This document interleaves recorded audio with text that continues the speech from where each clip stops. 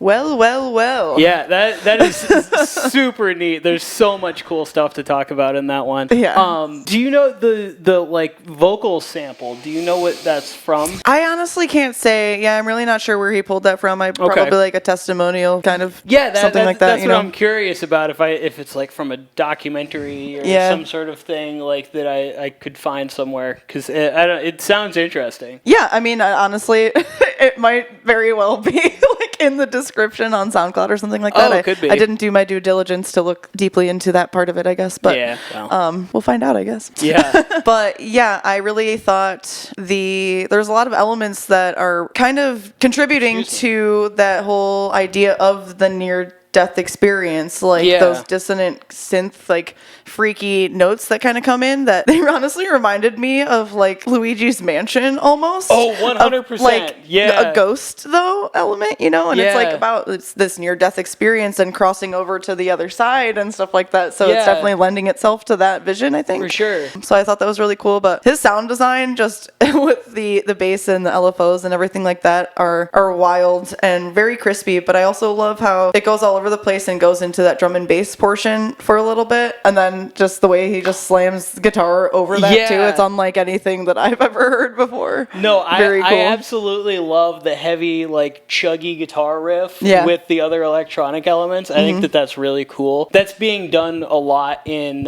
quite a bit of modern metal now, is bringing in some of those some of those synths and things like that for sections that are similar to that. Yeah. Not done in the exact same way, because it's done in a more metal-centric way as opposed to a more electronic-centric way. Yeah. But using those elements together, I think they work really well, especially with those nasty wub synths and stuff like that. Yeah. Those are super fun, and I think that they complement the aggression of the guitars a lot too. Yeah. It definitely takes you on a journey with that song for sure. But I think it's a really great like showcase though of Spaceship Earth and his skills, and also just kind of his sound and his direction are very prevalent in this song. Yeah, I think that from the very little bit that I've heard of his work, I feel like this is a great introduction, because it's got all of those elements of like the shreddy guitar and the heavy chugs and the more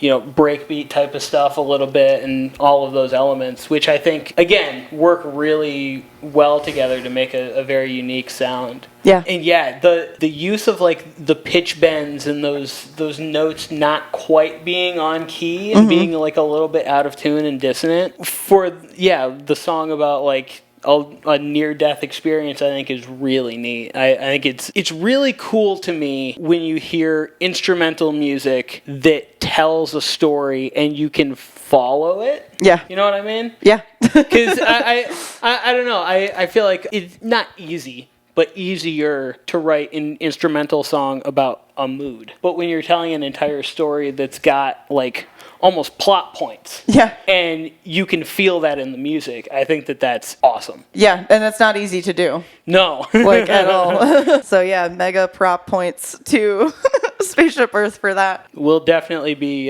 checking out more of that. Yeah, and the other track that he has on, I think it's a 2-track EP, Extraterrestrial. I almost suggested that one for the song to listen to, too, because it's really good, too. But so, yeah, definitely check out both. Yeah, do your homework. Check out more Spaceship Earth. All right, so my final song of the evening is another group that reached out to me directly on Instagram, and they're called Faux Trot, which I think is really funny because it's like Foxtrot, but with AUX. Yeah. That's funny. And they are a post-hardcore band from Philadelphia. Okay. But they kind of like have like the rhythm of it is like kind of funky, which I think is a really like unique sound for them. This is the second single from their EP that also came out December 1st, called Lost in Translation. The song is called Too Close.